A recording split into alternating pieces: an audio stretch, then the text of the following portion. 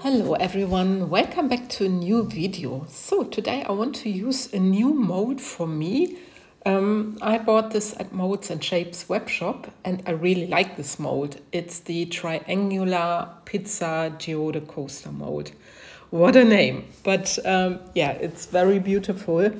And I want to pour the seashell technique because I think this mold is perfect for this. And I'm actually inspired by Nicole Martin because she used this mold and made the seashell technique, and she made a post on Instagram. So I will link Nicole's YouTube channel in my description box. There is not this pour, but I thought maybe you want to have a look and just check it out, because she does awesome work. And then you can also see maybe her Instagram profile. And yeah, we have everything. So yeah, I'm mixing my colors. I already started. I'm using here the ultracast resin and see what happened. Oh, the stick just broke, and yeah, sometimes it is as it is. So first color I used was the Gonzo, a resining from Etta Art. The second color is Bluebonnet, and this is a beautiful mica powder from Petra Jungblut. And now I just mix my white. And for my white, I'm using the pigment drops from Etta Art. I think I added 20 drops in my resin. I was a little bit eyeballing like I always do with my cups, so I didn't weigh my cup. And this is of course always a risk, but this is how I like to pour. And yeah, so anyway, when you mix your pigments, you will see it later in my demolding. Please stir it very well, because I had it not stirred 100%. And you can see white traces. Anyway, now I'm just making a mixture of glitter, glass stones. The glass stones are from Petra Jungblut, by the way.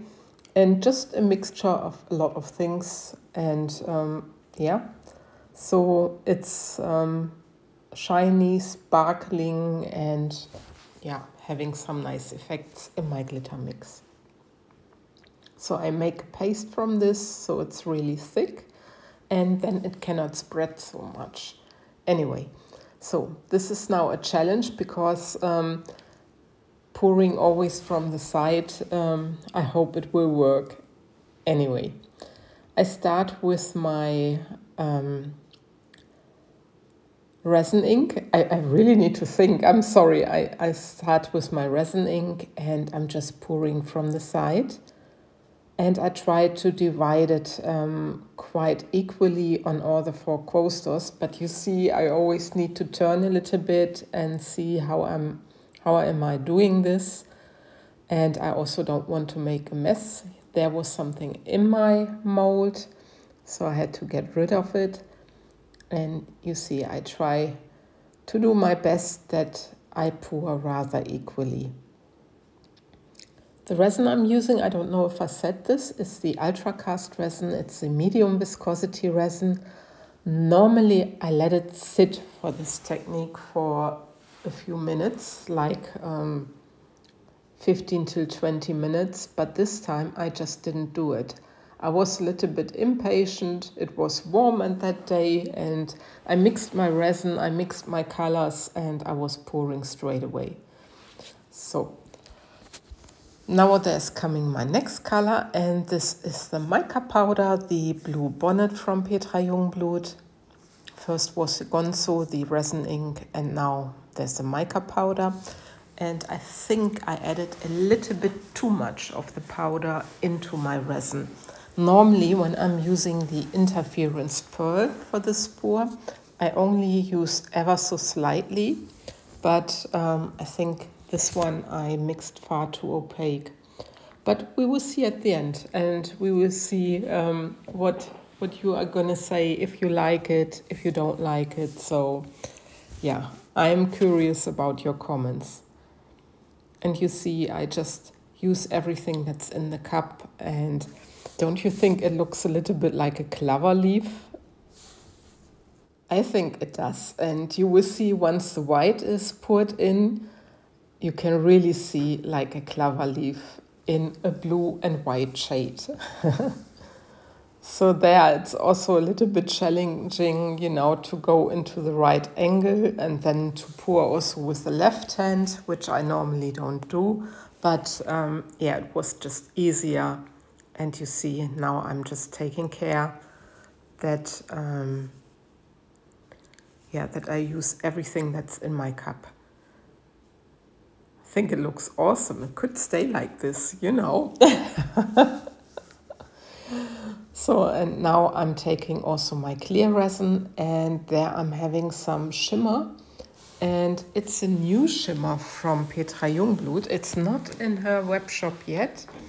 I also used ever so slightly from this, and the shimmer is called the Twinkling Pony.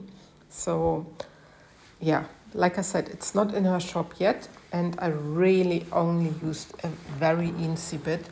So I guess at the end, you cannot see it too much. I should have used a tiny eensy bit more. But I'm using this clear resin just to fill up my mold and to push out the colors and hopefully to get the seashell effect, which I call it. And yeah, we will wait and see. But yeah, it really looks like clover leaf. I'm sorry for repeating myself, but I really think so, and I think it's so, so cute. Anyway, I'm just making sure I use all the space, and I use all the resin which I still have, so I don't need to dome my piece later. So it's actually a tiny bit doming in the mold. But of course I need to be careful because I also need to add some of the glitter mix, and it looks awesome. And I think silver and blue really looks beautiful. I really like it. So I just make sure I add all the glitter which is in my cup, that I'm using it all up. And then I take my dotting tool later and I will just spread my glitter out, and yeah, so it has you know, a nice ending of the coaster and a nice highlight. I like it very much, but this also is a matter of preference. Some people don't like, you know, using these glitter and stones and whatsoever in their resin pieces. I like it very much, especially with the seashell technique. Anyway, so now there's a little time lapse and you can see what the resin is doing. It's really moving and it's making funny effects on the pouring side. And here's the close-up. So I'm very curious how this turned out and what effects I could achieve. Especially because I was not waiting normally. Like I said, I'm waiting a little bit, let my resin get a little bit warm, and then, then it just does its magic. Okay, it makes it magic like this as well, but I guess the effect will be slightly different. Anyway, next day I can demold, and like always with Molds and Shapes molds, the coasters go easily out of this mold. And yeah, I really like this mold, and I think I will be pouring many other things in there. I really think it's adorable, and it's another shape. I mean, they have it on their web shop for a long time, and yeah, I don't know why I never ordered it. I think I always wanted to order it, but I just didn't do it. But anyway, let's have a look. And look at this.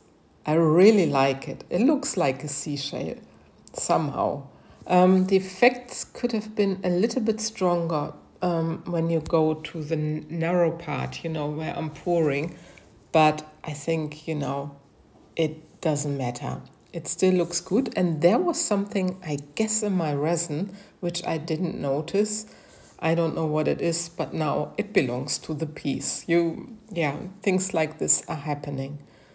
And the next one, Yeah, and look at this. I really love the effects. Very, very adorable.